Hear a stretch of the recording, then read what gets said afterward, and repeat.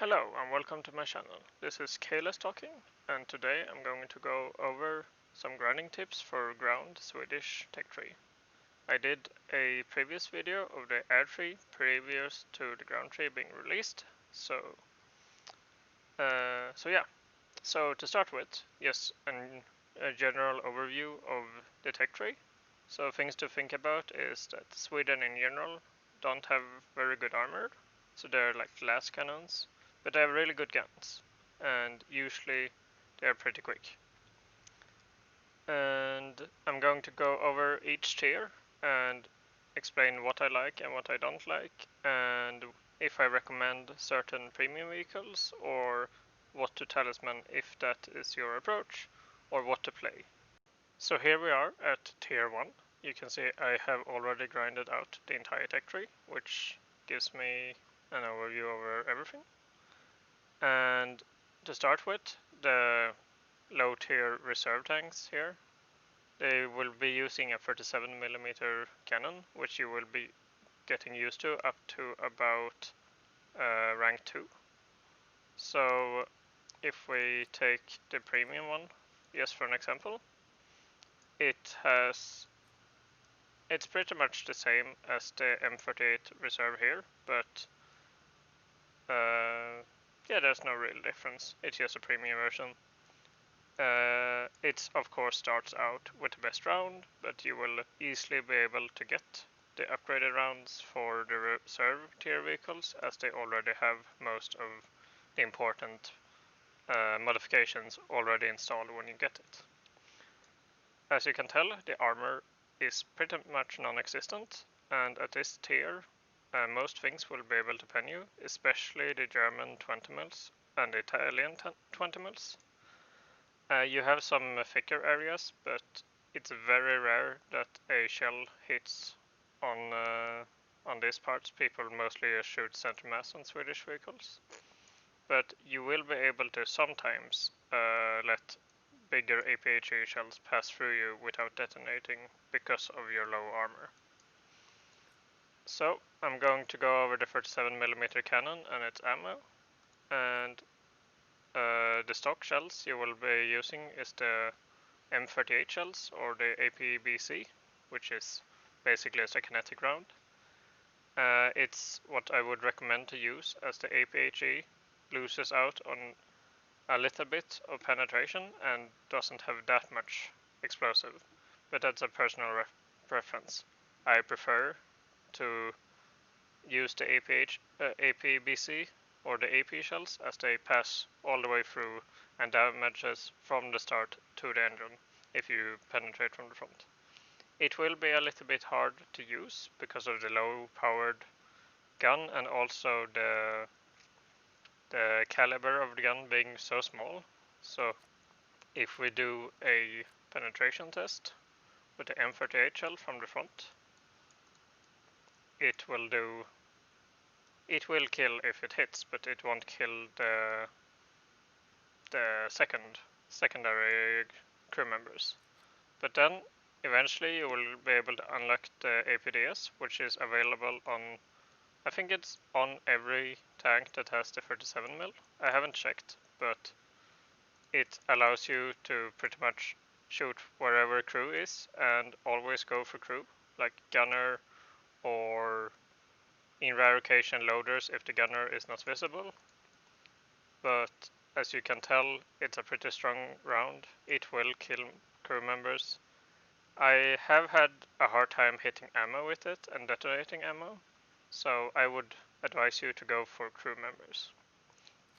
So to go over some of these tier 1s, the IKV-72. I don't think I've played this one especially much. I know a lot of people that played it and said that it's good, and it has a 75mm, so that's a good standard. It has access to AP and APBC and APHE.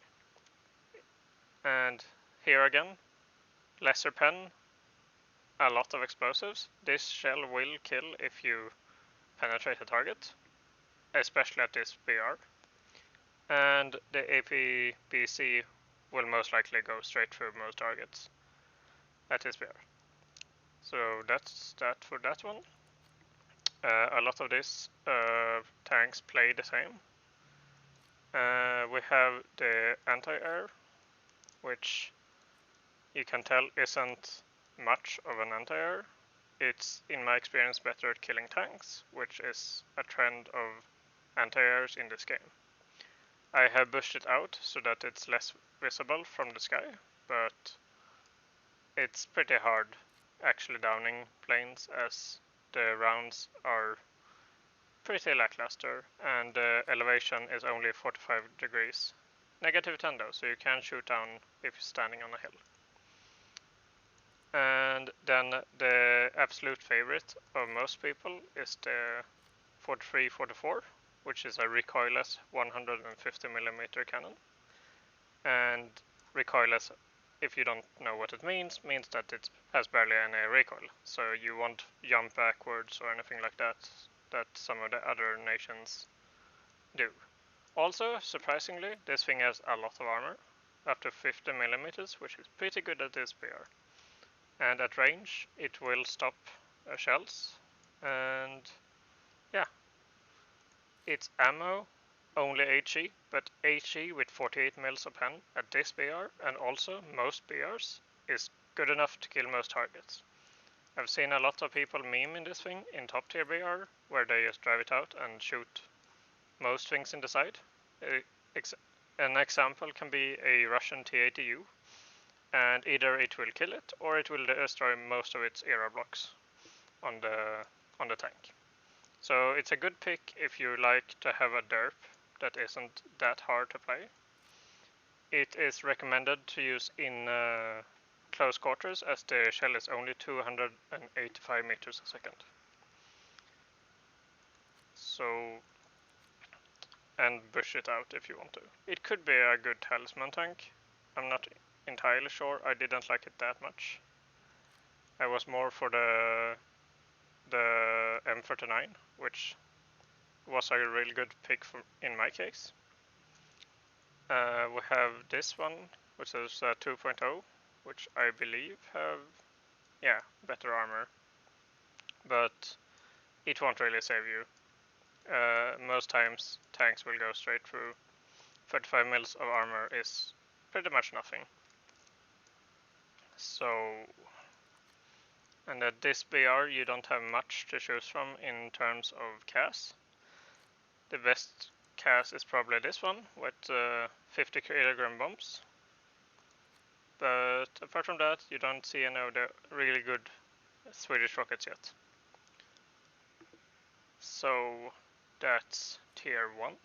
And now over to tier 2. So here we are at tier 2. And I will start with the IKV-73, which is the current event tank of Operation Summer 2020. It can be achieved if you get 5 stars in the ground stars for the event.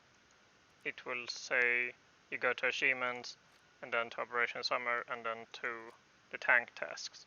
If you haven't grinded them out yet, you can technically buy them, but remember that each star is 999 gold eagles, and you have to question yourself if it's worth getting this thing, which is basically the M42 EH, but slightly different.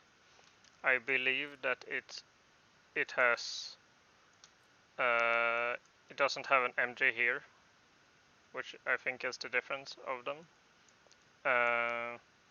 I really like the IKV-73 and it has a premium status as one of the lower tier event vehicles. It could be really good for grinding, as its reward is 390% or 300% SL gain in RB, and 390% and 150% SL. So you will earn less SL in arcade with it. It works great in both game modes. At the start, when I got used to it, I played it in arcade, and then when I got used to it, I played it in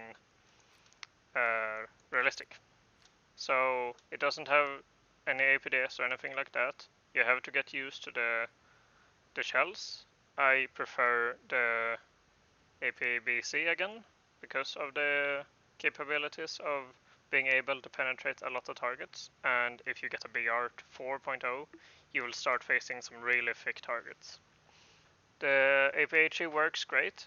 I bring a few of them as the 260 grains of TNT works great. So now that the event vehicle is over, I'm going to go over the rest of rank 2 or tier 2. The SAV-20, it's a really popular Swedish premium. It is very under armored in its. It has 30 mils at the front, but most of the time people with MGs will just shoot you anywhere up here, and you can even shoot inside the tank in these little holes and hit ammo with MGs. It's the definition of a glass cannon. It has a 120 mil with a 1.2 second reload until the first stage ammo storage of 6 pieces run out. Then you will have a long reload to load each round into the mag. So it's go out and shoot 1 to 2 people, go back and reload for a long time, and then do repeat. I've heard a lot of people hate it on the receiving end. I haven't had that much problems with it. It has access to an APCBC, really good explosive mass. That's the same explosive mass as the S.U.M.E.R on the German tree, which is a 6.7 tank destroyer, I believe. And HE, which it might work. I'm not entirely sure. 3.7 is a pretty high BR. So if you get it, go with the APCBC. As you see, I don't have it, but I've heard a lot of good about it. Let's start on the tank destroyers.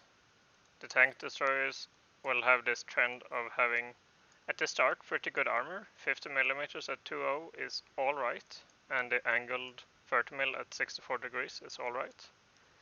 This type of tank destroyer will have lacking guns and ammo for the most part. It's pretty average. This first 2.0 one is at least pretty average. I haven't invested much time in it. This thing, the S.U.M.M.E.R 1946. It is one of my favorite Swedish low tier tanks. It has a 105 mil, which makes it really easy at killing targets if you penetrate them. It has access to a stock APBC, which it has alright pen, but this is not where you get this. This thing has an upgradable 240mm pen heat round at tier 2 in the tree here, so you can technically get parts and then the heat if you want. I did that, and then F3. 240 mils of pen at 3.0 BR. You should be able to pen anything you hit. It's a little bit hard to use as it's a case made. It will suffer from being flanked, and it has a. You have to take it slowly, but I have easily gotten 8 kill games in it. And a lot of things at this VR can be hull broken, which means that they will instantly die wherever you hit them with a heat round or a big enough HE round. And at later date, Hesh. But Hesh isn't at this BR, so not gonna talk about it. The armor will be very lackluster at this BR. Sometimes people shoot into this roll humongous armor bricks that lay on top of the 50 mils, which will stop most things. But in most cases, keep low, don't show yourself, be an ambusher. That's basically how you play Sweden because of the low armor. You wait for people to come to you, or you wait where you can see a big road or something. And the 240 mils of pen just to show on this tank. Let's go. I can show the APVC first. It will not pen like the front of its own tank most of the time, and it will have lackluster damage, but I've been able to one hit Panzer IIIs and others, so it's completely possible. It's just go for the 240mm pen heat, because that's why you're getting this thing. It will most of the time destroy anything, and it has a high likelihood of exploding ammunition, killing crew, destroying engines, pretty much anything in its way. So that's what I would talisman most likely if I would regrind this tree. And if you don't go for that, go for the M42HE or EH, which is basically an IKV-73. They are pretty much the same. This one has an MG and this one has 3 MGs but on different locations. The anti-air of this tier is a pretty big truck. Very little armor.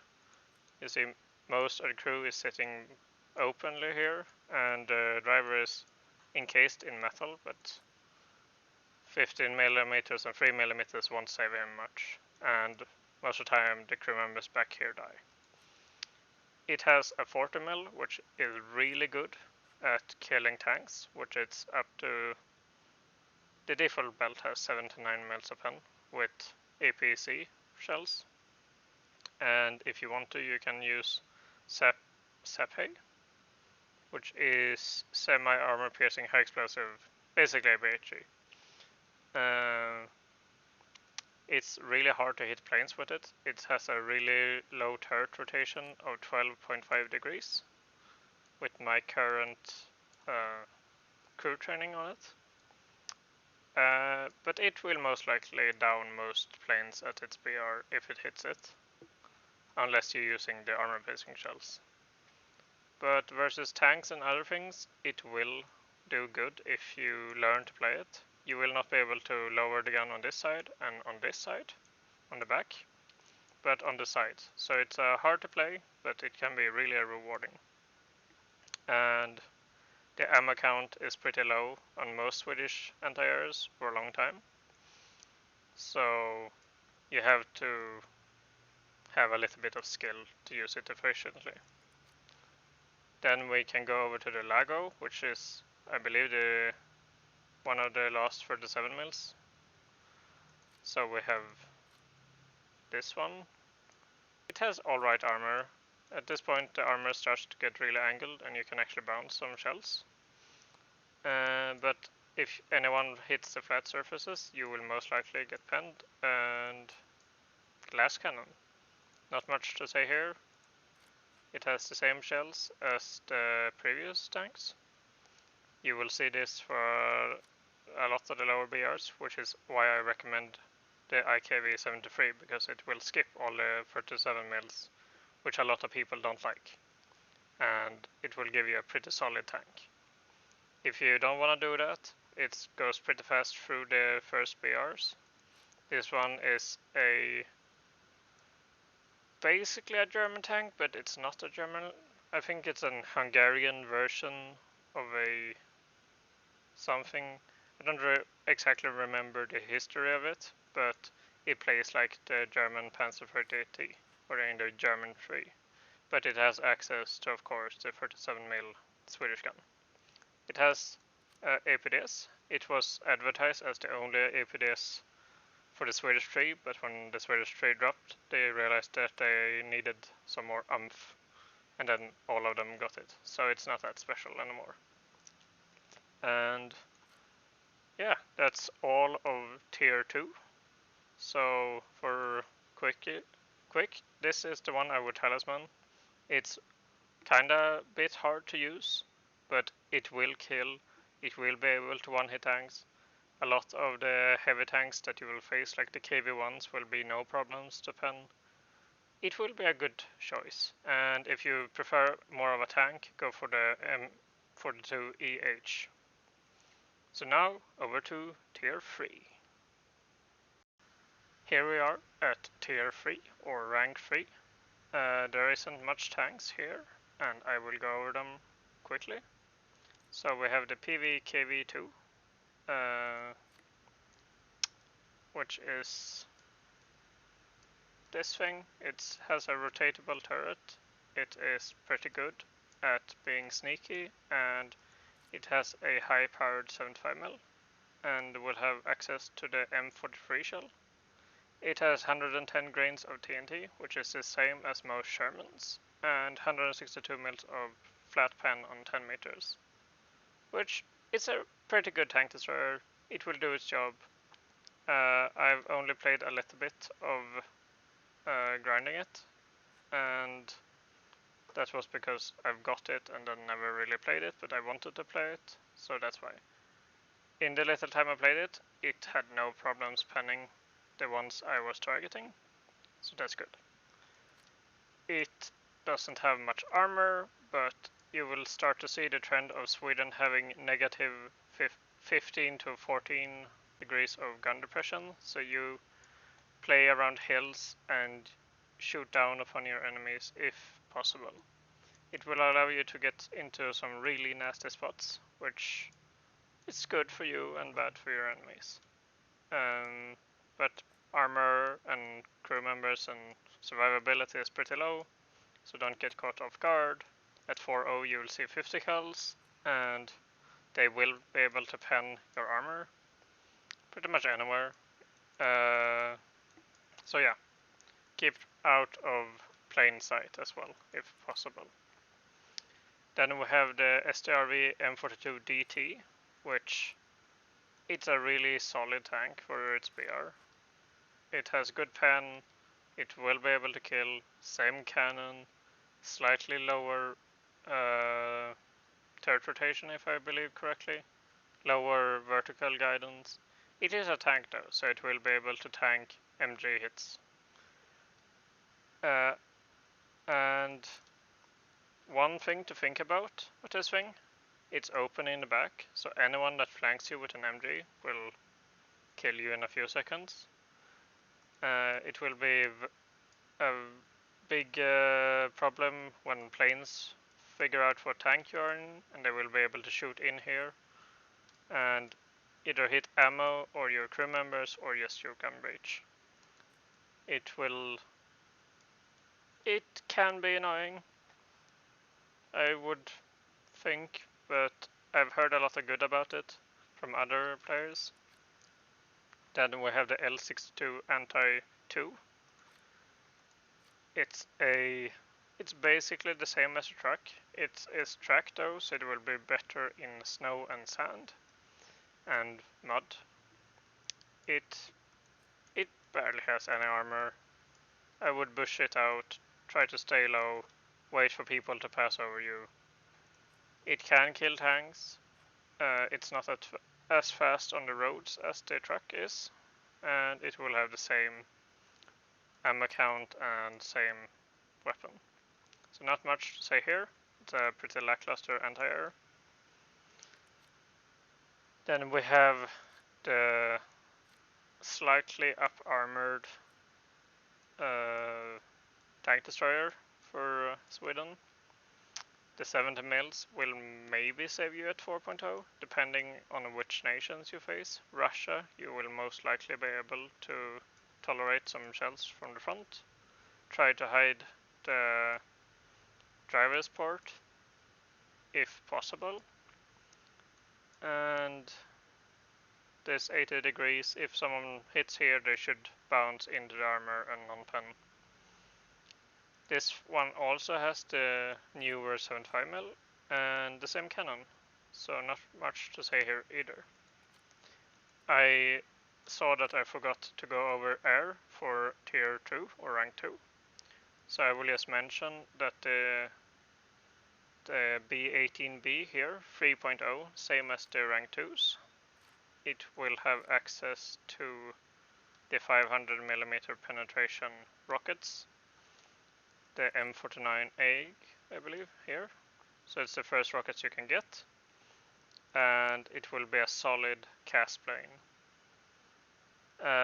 Otherwise, you will have bombs on these planes. In rank 2, this J22A is a good plane because of the 13.2 mils, which surprisingly has up to, I believe, 6 millimeters of penetrations, which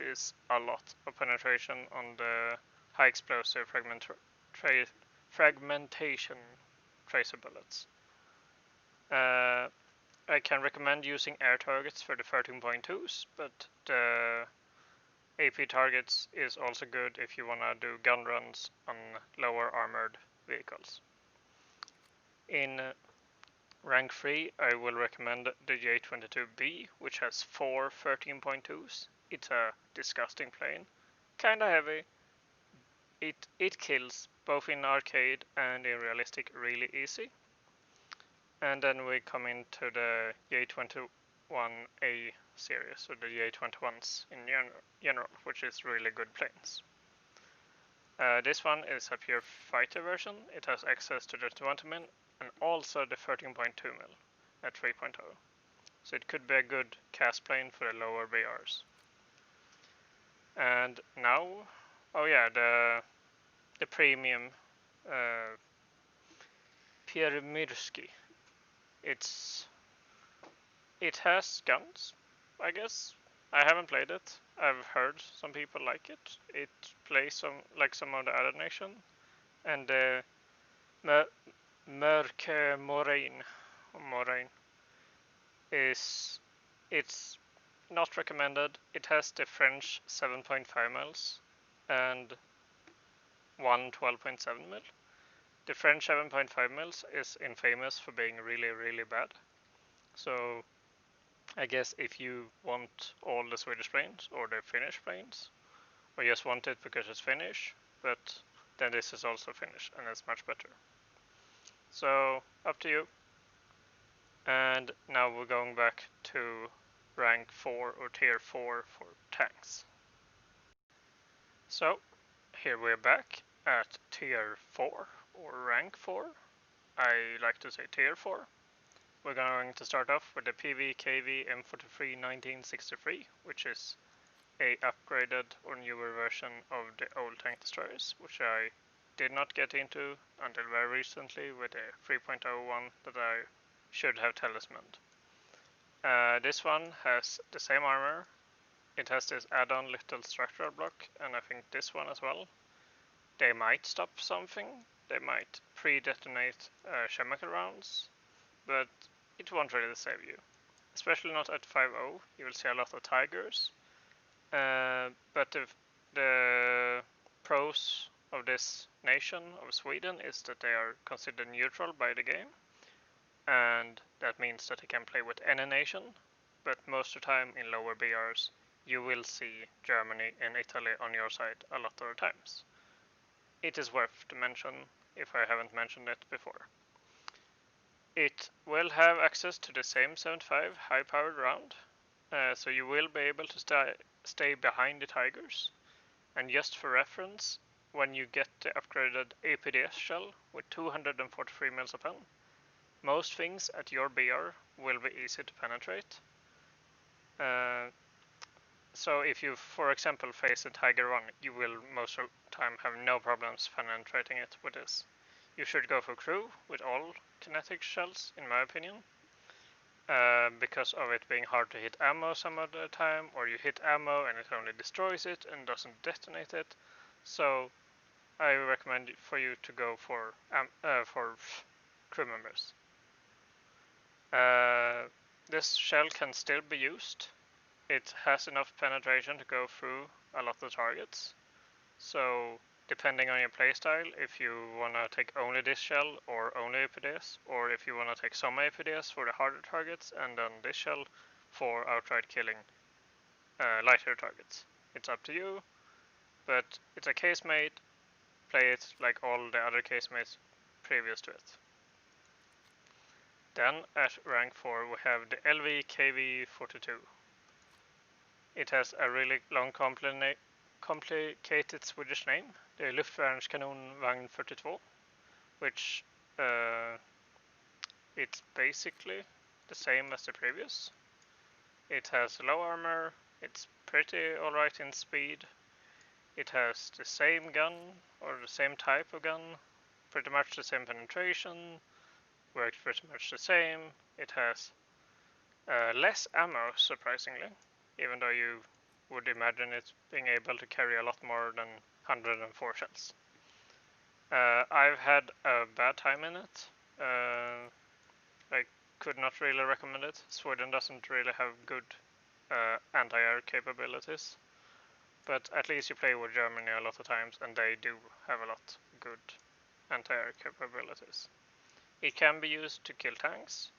I would recommend for you to go for the stock belt, even if it's every 4th round, penning 95 mils, and the rest is just explosive rounds. If you want more consistent hits, this armor target round with the APHE or semi-APHE pens a little less, but you shoot 3 rounds of AP and then followed by 1 explosive. So it's a preference. More pen, less rounds, more rounds, less pen. Makes sense. Then we have the STRV-74, which it has access to the same as the previous tank destroyer. It's higher BR at 570, so it will face stuff like the heavier Tigers or IS-1s and I believe IS-2s and some other thick targets. So it will struggle a little bit with this shell. At least it gets access to an APDS eventually at tier 4. It's a pretty hard grind. I grinded mine in higher BRs because of, well, it had an APHE on APCBC, so I brought it up into facing leopards and stuff like that, which you can one-tap with the APCBC. In my opinion, it looks like a squished M103 from America, but unlike it, it doesn't have the armor to back it up. It will most of the time get penned pretty much anywhere. At rare occasion you will bounce shells, and I believe the turret was designed for the hull instead of the hull designed for the turret, and that's why it's so squished. I have bushed out mine, so it's a little harder to see the weak points, but basically everything is a weak point, so don't get seen, shoot, it's a glass cannon, 15 degrees of negative depression, vertical guidance, which means that you can stand above tanks and shoot down upon them if you find good spots. And sometimes on some maps it's not possible, and then it's just to play it safe, stay at your teammates, play with them, support them if you can, and until you get the APDS. When you get the APDS, you can go out on your own a little more, aim for gunners, gun breaches, tracks if you want to support your teammates, and just try not to get shot, because that will most likely kill you. I could recommend you to talisman the STRV-74 or the Stridsvagn 74, my bad, and because of it being a good all-around tank. Then we have the STRV-81, which if you played Britain you will be familiar with. Oh yeah, I have this bugged bush that I don't want to remove. Anyway, it's a Centurion Mark III, I believe. It's pretty much the same. It has access to a really neat Swedish camo, which I really love the Swedish camos. It fit in a lot better in forest. This one is a buy only, but you will have access to other ones that you can grind for 520 kills. As you can see, I have 70 kills in it, so it's basically a Centurion Mark III. Then we have one of my new favorites, the IKV 103 or 103. It has no armor, so nothing to mention here. At 5.3 you will see 50 cals on the American side and they will go straight through most of the time. Or 20 mils or other things. The 7 mils on the side most of the time won't stop 7.62s, so it's very, very, like, it's filled with ammo and crew and very easy to kill. So why would you play this? It is quick. It is tiny for the BR as it plays in. If you push it out, it's easy to hide, and it comes with a stock heat round of 240 mils pen. You should be familiar to this one if you played the 3.0 Tank Destroyer line. It's a really good stock shell. It will go a long way at its BR. And at rank 3 you can have the smoke shell. It's alright, good support shell. It has a long reload though, so only bring a few if you bring them. But the selling point is the Heat FS, which is one of the first Heat FS shells, I believe. I think the Russians get one as well, at low tiers. It pens 400 at 5.3. That's the same penetration as 7.7 BR tanks. But it has 530 meters per second shells. So it's kinda hard to use. It will be... Basically, there's a lot of cons for a really, really, really good shell. And it has gone down in BR recently, which is why I tried it out at 5.3, because that's a ridiculous BR. Like, I faced KV1, which have barely 100 millimeters of armor, and I penned 400, which straight out one-taps KV1s from the front. So, you want an extremely high-powered gun, but kinda hard to use tank destroyer. This is the fit for you. I played it a lot, as you can see, and I don't think there's much else to say about it. Try not to be seen, as all Swedish tanks. Don't rely on your armor, and shoot. Well, with this gun you don't really have to aim, you just have to hit center mass. But shoot for weak spots otherwise. Then we have the IKV-91, which I have put a talisman on, which helped me a lot. It's basically a mix of the RU-251 because of its speed, but it's also a Leopard one because of its high-powered 400 mil heat shell, which is stock, and also an HE shell, which pretty good pen for the gun caliber, but mainly heat shell. It is floatable, I believe, or amphibious. It suffers from hull break, and I don't know. Yeah, it doesn't have much armor at all. It will die really quickly. It is very hard to use because of its 8 to 16.1 times scope. It means you can see most enemies. You will have access to a laser rangefinder at tier 4 of your modifications, which will give you an exact distance up to 10,000 meters, which you will never hit. So for reference, this is I just want to say, it's a very misunderstood tank. It could easily be 7.7, but it's not, right now at least. Don't shoot tanks over 2k or 2000 meters because of the low velocity of the shell. The velocity is only 820 meters, but with a high powered scope it will look very weird because of how much drop you have versus how much magnification you have. So it will be really hard to get used to, but when you get used to it at 6.7 with 400 mil heat stock, which means you don't pay anything for the ammo, this will carry you a long way. I have gotten the tricolor S.U.M.E.R camouflage, but this is the standard camouflage. And I also got this one. So I wanted to get some camos for this tank because I specifically used it as my talisman tank. It has access to scouting and all that good stuff. Then aviation for rank 4. Here we have the fighter version of the J21A2, which it's alright. I use air targets 20 mil and air targets on my 13.2s. It's a solid fighter, not much to say there. I have not played the J26, but I believe it plays like an American plane. I think it is pretty much American. I can be mistaken on that. It has access to bombs, pretty small bombs.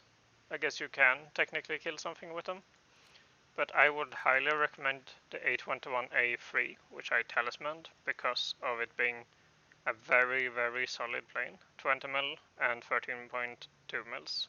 Same as the previous version here, the fighter. But this is a ground attacker, so it has access to the 500 mil pen heat rockets. Let's see if I have it in my lineup. Here, the rockets are on the wings, which makes it really, really hard to use. But with 500 mils penetration, you will have no problems penning anything as long as you hit them.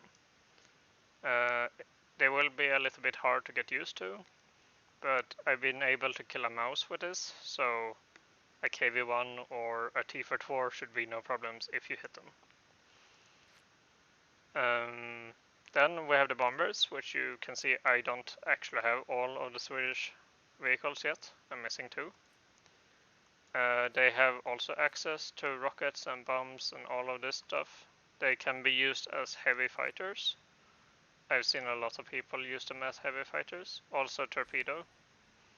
And then we have this one, which has a big 57mm cannon on top of everything else. Also access to bombs and rockets, and even the naval rockets, which I have not had a good experience with, but maybe you can. I would recommend the 500mm pen, of course. So that's that. There is no rank 4 premium, and no rank 4 premium on ground either. So Talisman, the 7.4 or the IKV-91. The 103 I wouldn't, even though it's a good tank, because it's hard to play. Or if you're like Britain, go for the 81. For planes, it's up to you really. I liked to CAS a lot, so I took this one. But if you wanna use a fighter, take the fighter version. So that's that. Now over to rank 5. Here we are at rank 5 or tier 5. I'm going to start out with the famous S-tank for Sweden, the premium, which most people that played 7.7 has seen at least once. It is, in my opinion, the best S-tank in the game because of how War Thunder works. And to explain it lightly, it's because of this armor being flat without any obstructions, which means that a lot of shells will not pre-detonate or anything like that. They will just bounce off the upper front plate. As you can tell, it's 77 degrees of constructional sloping. It will bounce a lot of things, especially if you wiggle your hull. You will have to set up your hydro suspension for this tank. It will be a little hard to get used to, and I'm going to mention a few things about this particular tank. I, in this current state, should not recommend it to new players, unless you want a completely new experience and can stand up with the tank not being meta or a perfect tank. It will have hull aiming, which means that it has you have to keybind a mode for it, where when it's active, you will be able to aim moving your mouse around instead. So it will turn your entire hull up and down with the hydro suspension. It has a lot of it and can aim pretty high and pretty low. Well, a lot of times your transmission or engine gets shot out. You will not be able to move to the sides, but you will still be able to use hydro suspension to wiggle up and down, which will keep changing the angles and will bounce a lot more shells than it should otherwise.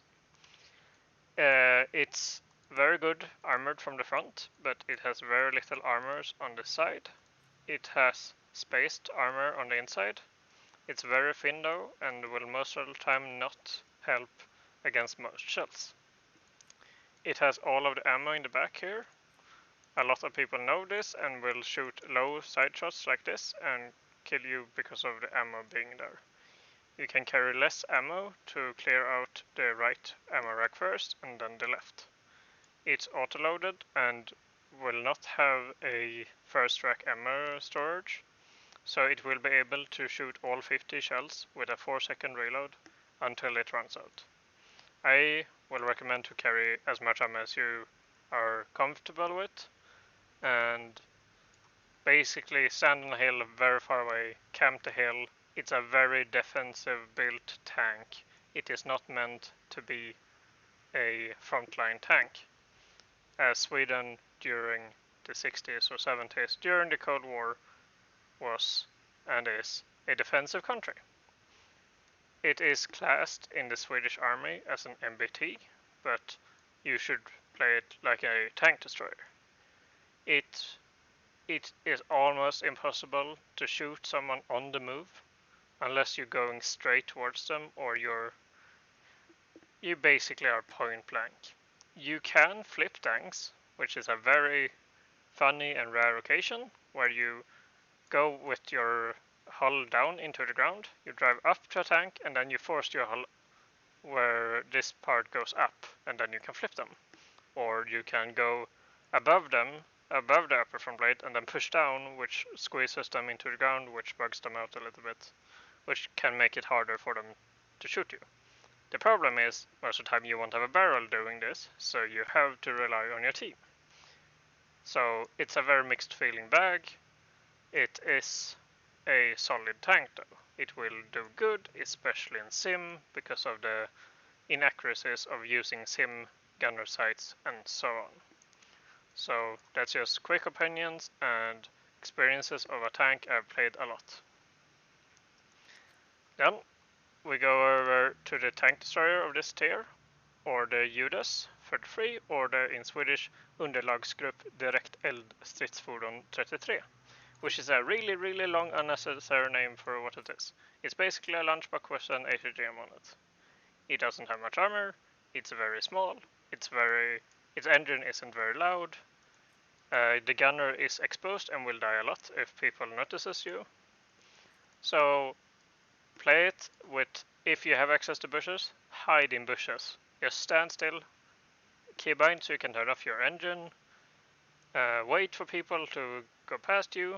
You have almost 360-degree turn on the gun. You can't look straight back if I remember correctly, but to the side is fine. Negative 20 on the depression basically means you can stand anywhere and still be able to hit your target and hide as much as possible. It has the hull of the AKV 103, so you should have at least tried it if you reach this tier. It is 7.7, so it will face a lot of T-54s, Leopards, MX-30s, U-40s, and other things at S.U.M.E.R. It will do good all the way up until you reach composite armor. It pens 430, which is almost the same as the American M551, and it's a good tank, or tank destroyer, or ATGM carrier. It is very specific.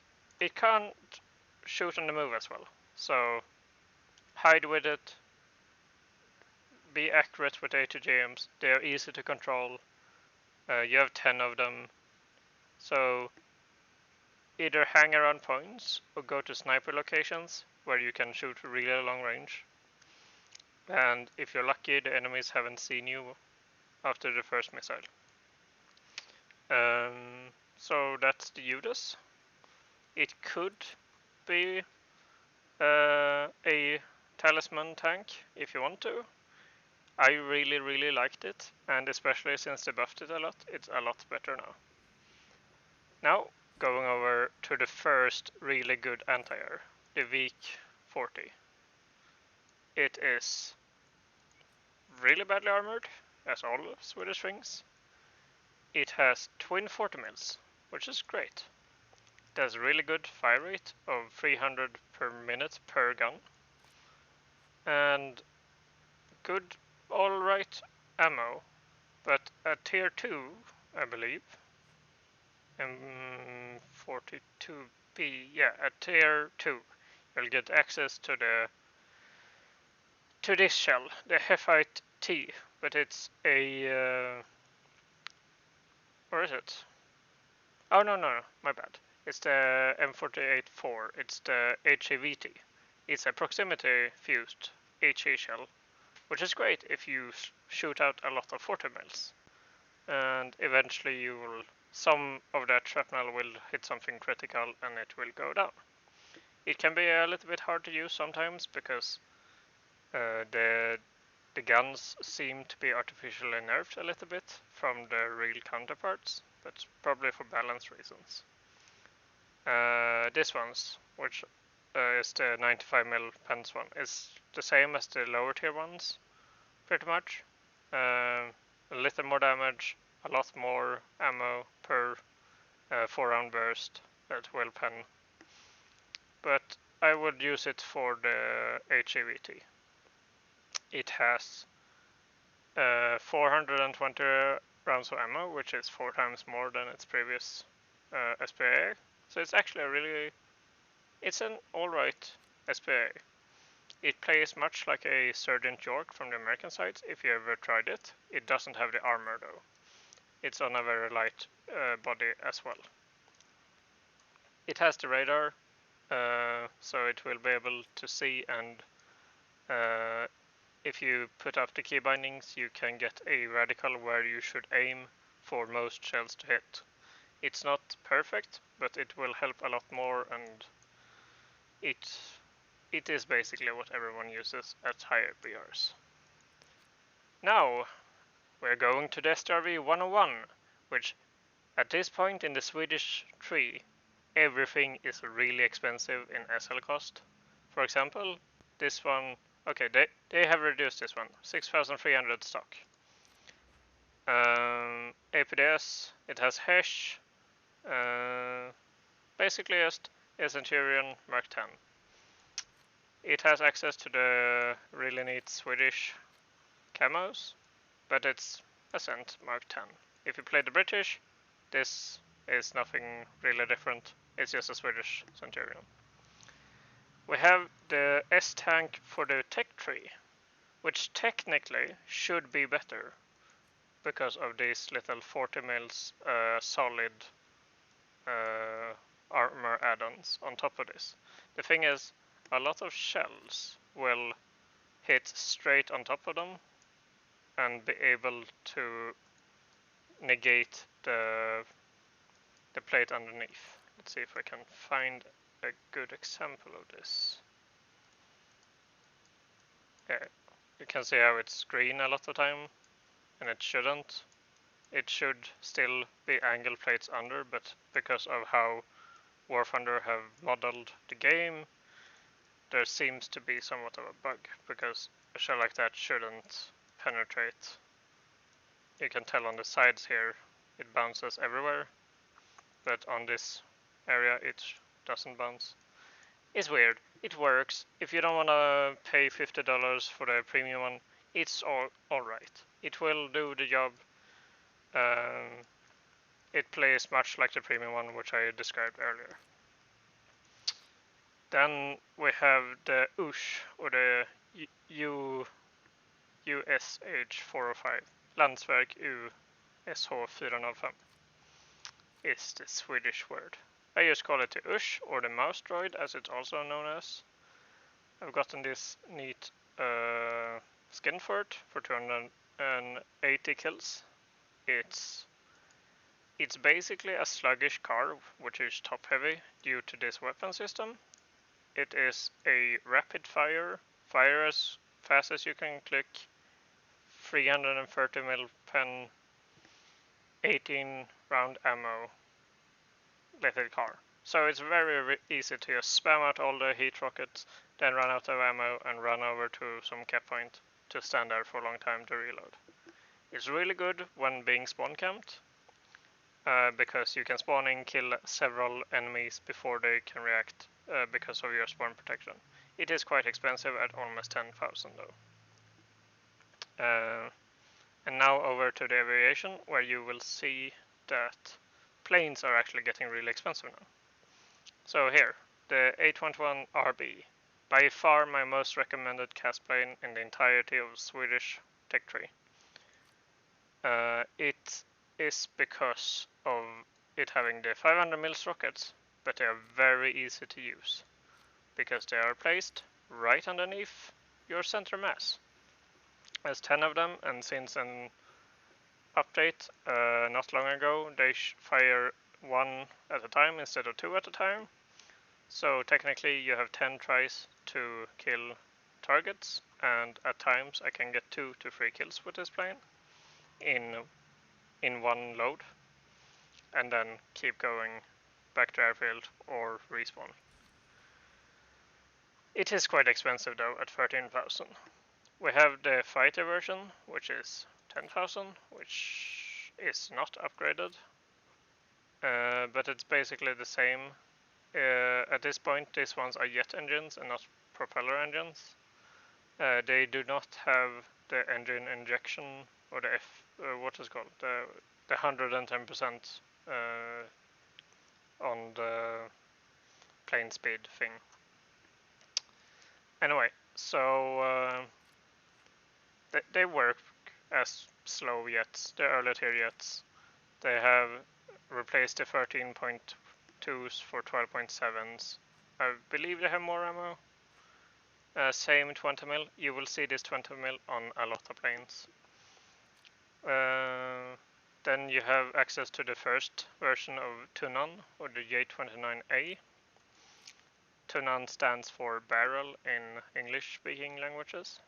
You have the same 20 mils, a lot of good stuff. They actually added G-suits, because last video I told you there was no G-suit. They added them now, so they're a lot better, I guess. I haven't played as much. Then we have the Vampire, or the J28B, which is the Swedish Vampire. If you played Vampires before, you will most likely like this one. It has 4 of the 20 mils of the Akan M47Bs. It has the same ammo as all other 20 mils for Sweden. It has access to the rockets though, the Swedish 500, the naval rockets, and the basically HRs.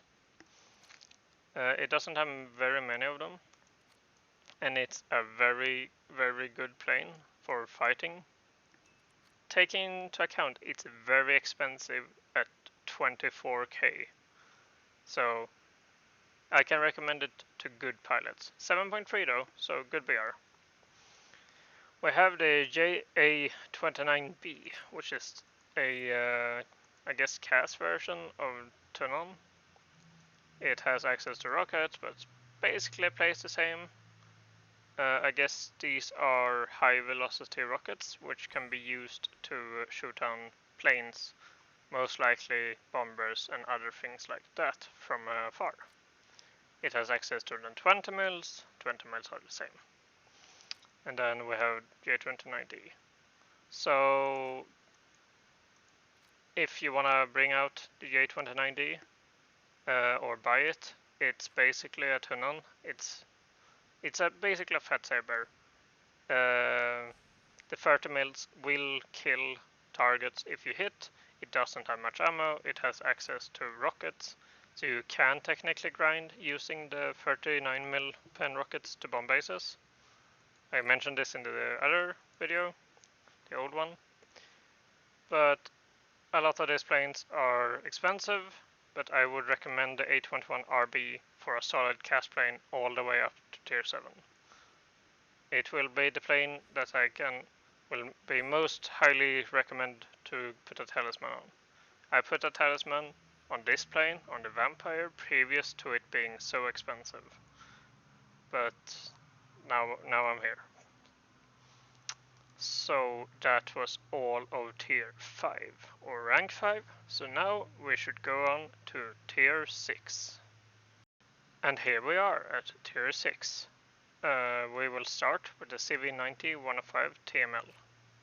It is basically a CV90 with a main caliber cannon on it. It is of the premium rank, so it will have access to the better darts. You have to choose if you want this one that pans less but more at angles, or this one that pans more but less angles. Yeah, that's right. Or just heat. Most likely not heat, unless you want to hull break things. It suffers from hull break. I believe it's a scout as well, so you will be able to get extra points or extra SL from scouting targets and helping your team. It has next to no survivability. If the turret is hit, it may not hull break, I'm not entirely sure, but most Swedish tanks don't hull break from turret shots, but body shots, which is where most people hit, will kill you. It has some spaced armor on the inside, but it rarely helps. That's all I can say of this tank, as I do not own it and I've never driven it in a real battle. Then we're going to the next one after the Judas, which is also an ATGM carrier. It is way slower. It has technically more armor, not that that matters at 8.0 BR. It has negative 13 degrees, 25 degrees up, so it's harder to use. And in most cases the Judas is better. The thing that makes this one better is the ammo choices. You get access to the stock shell, which spends 630, which is 200 mils more than the Judas. It's great. It's good, but you can get 800 mils pen. This is what sells it. This will most likely penetrate anything at your own BR, and even at 9.0 you will be able to penetrate a lot of the composite armored things. It will be a little bit sluggish in the beginning. I would recommend to stand behind hills or in heavy bushes where you can hide your gunner, or possibly hide your gunner with bushes. This is set up for sim, so I had to show the gunner, but he's not very visible even on thermals, because he's a guy and the thermals is set up to find heat from engines. So that's that. It's alright. It's an ATGM carrier. It's not much to say about it. We have then the Stridsfordon 9056 or the SGRF 9056, which is a CV90. It's probably one of the things that you want to go for in the Swedish tech tree. It has a short stage stabilizer, which means it works in low speeds, but it will not work in full speed. It has access to NVDs and scouting, also a laser rangefinder. It will have access to stock darts. They are not good. They used to be really good, they are not good anymore. They are decent. They will be able to kill stuff if you shoot a lot of them, or if you get really lucky. You will have the HCVT for shooting air targets. I've never really gotten them to work, but they are supposedly gotten buffed. So, and also they have an arming distance of 500 meters, which makes them hard to use. But the reason you get the 9056 is the BIL missile, or I think it stands for Bofors Infantry Light something missile. It's a top-down missile, which the easiest way to show how they work is to choose the BIL missile and target this, and it will explode downwards, like that. Which means that you can negate all frontal armor of heavily armored MBTs, and in some cases you will do no damage, or like one crew member, or other cases you will hit ammo, or you will hit all crew members at once. They will go down when you move, so you have to stand still for like 7 to 10 seconds for the system to deploy, but you can one-shot almost any MBT in the game with this. I can show you the penetration damage of the 40 mils. They do very little damage. If you hit targets, they will kill targets, but most of the time if you miss a target, it will not kill. It used to in the past, not anymore. And as you can tell, the shell has not the best amount of penetration, but for a 40 mil it does. It also has high velocity, which means it's pretty easy to aim. Thermals help you, and go for side shots or the weak points like driver sports and such. It's of 9.7 BR and it's quite expensive. Then we have the first and only S.U.M.M.E.R for Sweden. It's basically the same as the ATGM carrier, but with a S.U.M.M.E.R system instead. It only has 6 missiles. It is one of the most expensive vehicles that I own in SL. I will show this shortly. It has access to an HE proximity missile, or ATGM, and a proximity HE heat, which means that it basically pens the same in all directions as this one, but it has a heat cone in the front, which makes it able to kill helicopters a whole lot better. I believe it's designed to kill helicopters. It is possible to kill planes. It's very hard. I am not entirely sure why this thing is so much more expensive than everything else. At 20,000 or 21,000. And I don't even have all the upgrades yet. So it will be 23,000, I believe, when it's fully upgraded. I don't feel like playing it because I don't feel like losing that much SL. But it's an alright anti-air, if you can afford to play it. Then we have the CV90 version of the anti-air, or the LVKV9040C. Same darts stock as the regular one. You will have the same HE and you will have to unlock the same proximity round. The difference is this has a radar and will have a tracking radar, and if you set it up correctly, show you where to shoot. It is very easy to shoot down helicopters with darts most of the times, because darts will just over-penetrate helicopters. We have the problem in game currently of helicopters being very much empty space and very little to hit. But you are possible to snipe pilots and engines and other things with this, especially with the marker where it shows where to shoot. The HEVT is better using for planes, as helicopters are heavily armored and most of the time can take the 5 mils of penetration. It gets access to laser rangefinder. If you can't radar lock, you can most of the time target the helicopter and rangefind and see exactly how far it is. So that's some tips for that. It's overall a pretty good tank. It has composite screens as all other CV90s, but it suffers from hull break. So that's that. You have this big fiberglass over here. It's the radar. No avoiding it. It will show if you try the big hills. Then we have the final version of the S-Tank. This thing. I want to like it. It gets access to a dart at tier 4. And it's not the best. It can save you from heat though on this fencing, which is called a heat fence or heat cage or something like that, which will pre-detonate shells over here so the stream don't have enough penetration to go through the plate. I can try to show you if we take, for example, a German M48 with here, 400 mil pen. It will hit, it will explode, and it won't pen. So it works great versus chemical rounds, but at this BR you will face darts, and darts will negate your armor completely. I might not have mentioned this earlier, but the S-Tank can operate with only one crew member, so it's very hard to one-shot. But it doesn't matter if you don't have a driver or an engine or a transmission. And a lot of times people know where to shoot these things now that they've been out for so long. And the heat fencing only works against heat, and at 8.3 BR you won't see much heat, except from the stock tanks.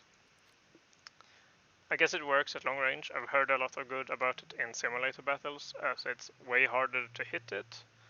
And I might have shown that from the front with bushes. It's really hard to tell what it is and where to shoot.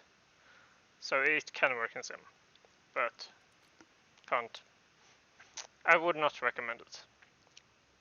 Then we have one of the tanks that people will want to have, the STRV 121 or the Stridsvagn 121. It is a Leopard 2A4. It basically plays like a Leopard 2A4. It has the same ammo as a 2A4. It has the same engine. It's basically a license bought Leopard with a Swedish skin standard, which is really neat. It looks cool. We have some other skins. Here's a winter skin. Here's the urban skin. So it's a really neat tank. I believe they changed the repair. Yeah, 10k now, so it's alright. Not many upgrades. Not entirely sure why it's so expensive compared to the German. I believe it's more expensive. It's 5k, yeah. It's like twice expensive even though it's the same. Then we're the STRF 9040C. This thing is in a weird spot. I put a talisman on it way back before they changed a lot of things on it. It's basically the pure fighter version of the CV90s. It doesn't have the build missile system, it doesn't have the radar, it's just plain, it has the 40 mil, it's a scout, it works great. The only difference that makes it 10-0 is this shell, the SLPPRJM01, which pens a lot more, does slightly more damage, which I can show you.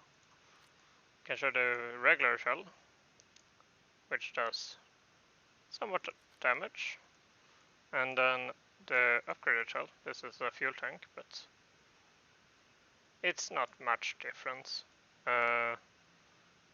But the thing that makes this not recommended, in my opinion, is that this tank cost almost 14k to play, light tank.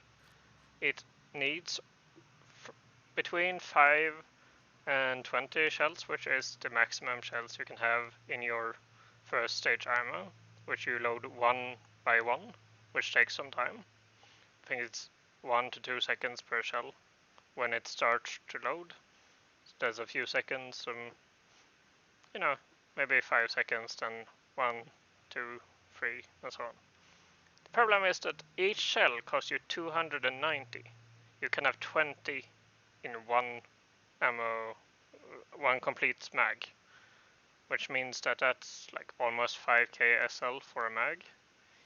You can max it out at 234 shells technically, and that's like 66k SL for ammo plus the 14k repair, which makes it the most expensive by technicality.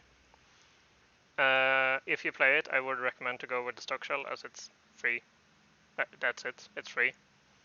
It's slightly worse, it pens less. You have to aim for more weak spots. You don't go broke. So that's basically it. I wish they would reduce the cost of this shell or remove it completely and then just down tier it. But that's just me. So that's all of the tier 6 tanks. Now we go over to the final tier 6 planes. We have the J29F, which I believe have an afterburner, which is one of the first two not to have. It has access to air-to-air. It has access to the rockets with high velocity, which will be able to nuke some bombers, or at least destroy flaps and stuff. I haven't played it much. I wasn't interested in these types of plane. Then we have the J32B, which is the first Lansen plane that I will show you. It's technically the B version, and it's a pure fighter version. It has access to the 30 mils, which acts the same as the premium version to none.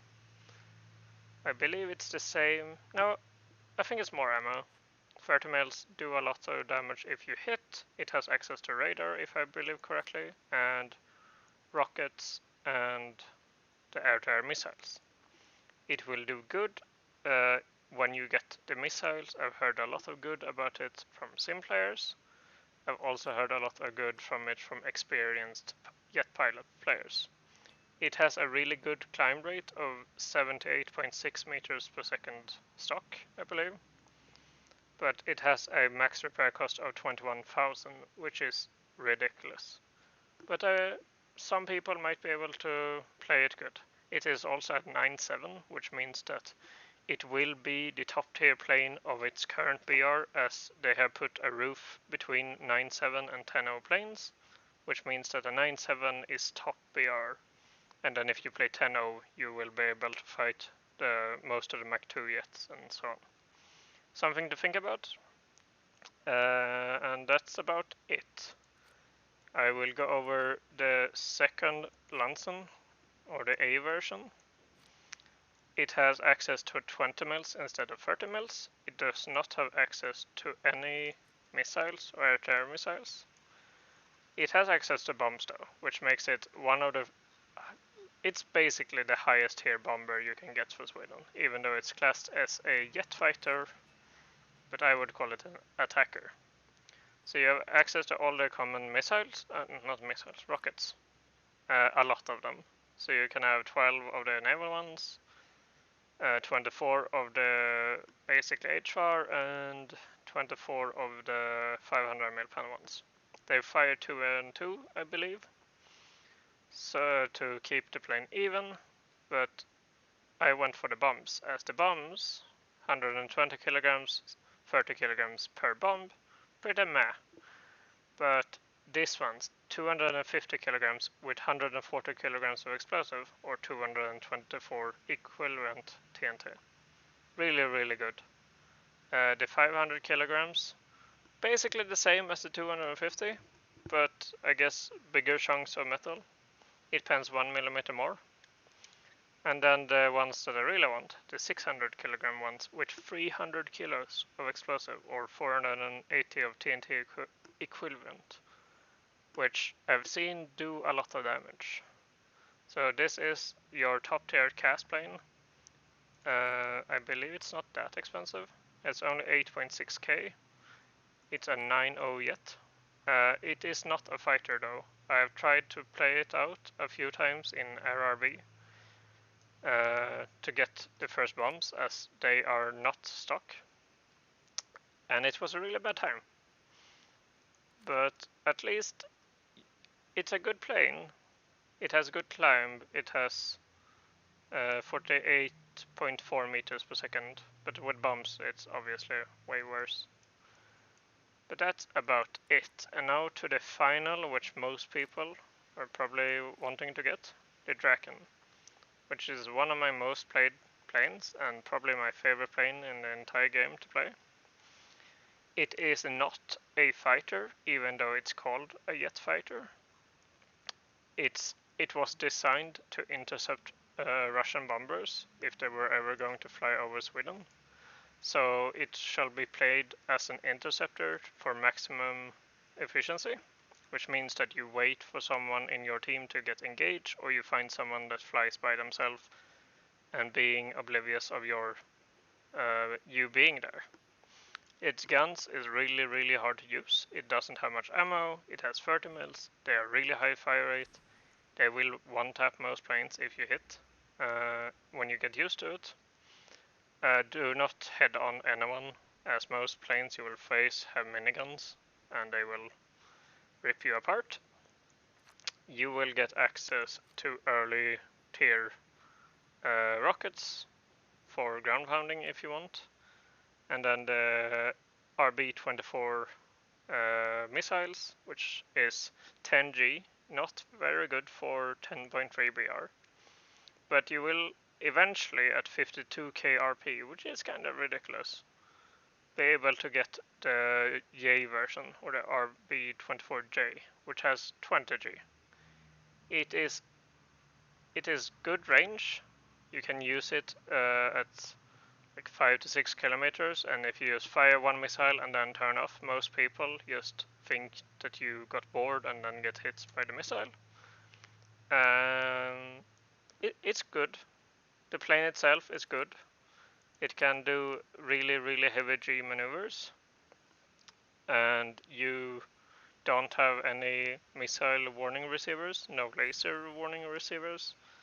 You have a radar, but I usually don't have it on in ground, as helicopters have radar warning systems and gets pinged. And you don't want that, because their missiles are better than yours. You can turn it off in the settings of, I think it's Y by default. And then you choose radar and then off, which is the multi-tool system. It is probably one of the faster on-the-deck planes in the game. And yeah, play it carefully, play it as an interceptor. If people start turn fighting with you, some planes you can turn fight, like the Phantoms. It's really funny to see them crash into the ground. But yeah, that's it. I should not talk much more about this plane, as this is a ground-focused video. Next, I'm going to go over the Tier 7, which most of you are looking forward to, as they are the top rank of Sweden. So here we are, finally at Tier 7. I'm going to go over the CV90-120 first. It is by far my favorite Swedish tank of the top ARs. It is the cheaper one of the two to play. It has the more powerful cannon. It has Generation 2 thermals, both for gunner and commander. It is classed as a scout, so you will be able to scout targets and spawn into planes earlier. Since the change of heat FS, you will have a stock heat FS. I don't remember if it was stock before or not, but it is stock heat FS. It will perform alright. Heat FS is still good, but it is not as good as darts, and that's nothing else to say about that. It has good postman, we can say that. You will get access to a DM23 if you want to at rank 1 with 418 mils of pen, which most people will go for. This is why I believe this shell was stock before, because I haven't got it. Anyway, laser rangefinder as a tier 1, really good for a sniper tank as this is. I can recommend to stand on very long range with laser rangefinder and snipe targets. Otherwise, it's pretty alright tank. You will get access to the S.L.P.P.R.J.M.95, which is the highest pen, or one of the highest pen kinetic shells in the entire game, with 625mm flat pen point blank. It is 600 SL though, after they did the standardization of tier 4 darts being 600 SL, so that's one thing to think about. You can get HE with 36 mils of pen, which can work at hitting roofs, but I mostly main this shell and then bring maybe a heat round or two to hull break other light vehicles. The 625mm pen round has a muzzle velocity of 1705 meters, so it's basically a railgun. The DM23, you might have noticed pen 418 instead of 410, and this is because in a changelog like a month ago, they heightened the velocity of the shell from 1640 to 1680, I believe, which meant that it obviously penetrates more armor, and that's why it pens more armor. As I said, Generation 2 thermals makes everything really clear, and even on the commander site, it is very easy to see targets, it's very easy to hit targets. Sometimes on shorter ranges it could be hard to range, but most of the time just point your barrel like center mass and then a little bit up, and you will hit the target most of the time. It can over-penetrate through like TA/TU's upper front armor. It will have problems with some tanks, like the Challengers, but play it like any other and shoot for weak points, even though you can technically pen other things. It's just to get it into your muscle memory, so if you use other things, you will also do good in those things. It is pretty light. It doesn't have any armor to speak of. I don't think it can really take any hits. It will hull break from a shot like that. It can technically ricochet shells, but not really darts. Darts will overmatch your armor and go all the way through. It's recommended to not take ammo so that you have ammo in the turret, as you can then get overpenned in your turret and still survive.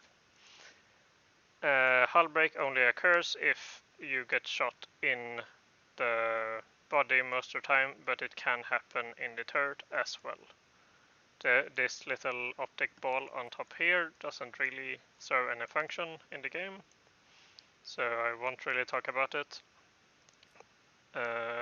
It can be hit by shells as it's a rendered object, so people can technically shoot you here, but I don't know why they would. And that's about it. It's a sniper. It's the top glass cannon of the Swedish nation. Now over to the one that everyone been waiting for. Just first, it's only 12k. Just for reference, it's fully upgraded, I believe. Okay, not fully upgraded, but it's pretty much upgraded. This thing, 19,304. Which, for reference, I have this many upgrades. Not many upgrades at all. I have 4 upgrades, 20k. I think it's 34 or 37k fully upgraded. But most people know this one as the Invincible Leopard 2A5, or some people call it the Leopard 2A6 for some reason, even though I believe it's a Leopard 2A5, but with the Swedish armor package on top of it, already armored tank. Because of Sweden having less tanks, they want them to survive longer, and they can take some armor add-on and less mobility on that. So what makes this thing so good? Well, the armor, of course. The composite screens, the upper front plate, it's almost impenetrable from the front. It's not really though. If you shoot upper front plate, 700 here, and then like 700 to 1000 in the turret, and then darts don't go through. You can be lucky and hit the ring, as most tanks, or if you have a high pen round, you can sometimes go for the upper front plate. Let's see if we can take one of the 625 shells. They should be able to just glide through. Or maybe not. Oh well, it is a hard nut to crack, but it's not invincible by any means. It can easily be killed by a side shot, but from the front it's one of the heaviest armed vehicles in the game, and that's about it. It's a fat leopard. It is slower than the normal leopard. It has Gen 2 thermals on the commander, if I remember correctly, and Gen 1 on the gunner, so it will be able to see you with commander much easier. Otherwise it has the 410 DM23. Here you see it, the standard version that most tanks use, except the CV90-120, and the DM33, which is the same as the Type 90 and the Type 90B. Then you have an HE if you want to use that. And there is no more Tier 7 aircraft at this point, so this was everything for the tiers. I'm going to go over to some last notes, and then that's it. So here we are at the end of the video. This video became really long, but I hope you appreciate the going into detail and explaining each tier and giving some more information on some things and some Swedish pronunciations of certain tanks. I'm not going to pronounce it every single tank, but that's because that would take way too long for a really long video. This video should be like an hour. But here's an example of my top tier line, which in most trees or nations, I could take out every single tank in a lineup. For example, my American line is like 30k, I think all of this is in SL cost. But for example, in my Swedish line, if I would bring, sometimes I don't have the S.U.M.M.E.R in, but that's 20k on its own, which is the cost of 3 Abrams. And then you have the 122, which is another 20k, and all in all, I think the entire line is like 90k, 90 to 100k, and it's not fully upgraded. So Sweden is by far the most expensive nation in the game. In my opinion, it's not fair that they are, because they are not. They have like a legendary status in game, but they aren't actually that good. Especially not since they nerfed the 40 mils. But they didn't nerf the repair costs, or the ammo costs, or anything like that. I have Draken as my pure fighter to shoot down helicopters and to shoot down CAS jets and fighter jets. It's perfect in ground as it's an interceptor, and that is what it's good at. And a lot of times people bring lower tier planes, which you can just outrun without problems. And then I have the A32A, which I recently got to ground strike. It is quite hard, as there's a lot of SAMs and radar AIs at this BR. And for an example of a lower BR at 3.0, I have the new IKV-73. And this thing, which I mentioned, Pen 240. And it's just a solid lineup. Or if you wanna play the event, the 7.7 Swedish is really good. But this is just some examples. I'm just wanting to say that the Swedish tree is basically just glass cannons. Most of them don't have much armor. Most of them have really good upgraded shells. A lot of them has really bad stock shells, especially in low tiers. This means that a lot of reports of Sweden, with people I talk to, gives either that Sweden sucks, or that Sweden is the best thing that has ever happened. And the reason is probably that either they face someone with non-upgraded shells that can't pen them, and they have a really fun time shooting them because stock shells are bad. And then they face people with upgraded shells, which, of course, is really good, because if you haven't noticed, a lot of the lower BR things, like this thing that pens 240, is for 1946. It's a pretty late, like it's after World War II. If this thing would face what it actually would face in real life, it wouldn't be that good. But because it's artificially nerfed or buffed, depending how you see it, into facing stuff like Panzer IIIs or Panzer IVs or T-34s, it's actually performing really well. So that's pretty much Sweden for you. And a lot of people complain about the late war APDS being really OP, but it's not. It's like a single bullet, it's very inaccurate at long range. It has to hit crew directly. So that's that. But overall, I like Sweden. It's a good nation. They have a lot of variety.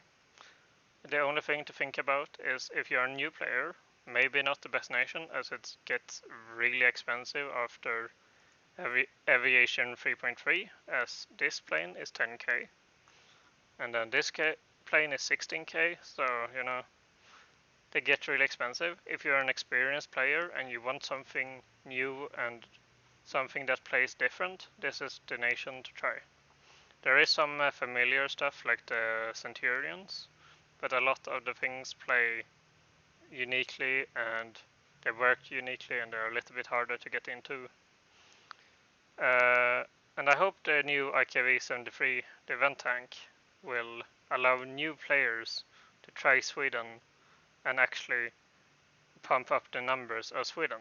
Because the problem, which is, or the speculations I have why Sweden is so expensive, is because a lot of the good players of the player base play Sweden because they've run out of things to grind in the trees they started in.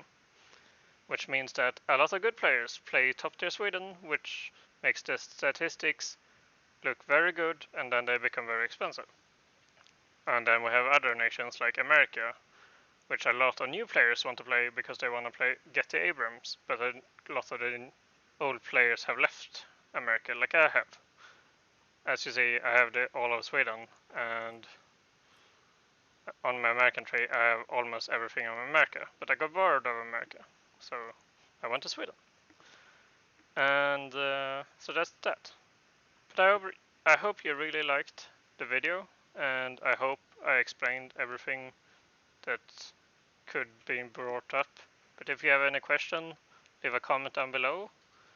And that was it. Have a great day.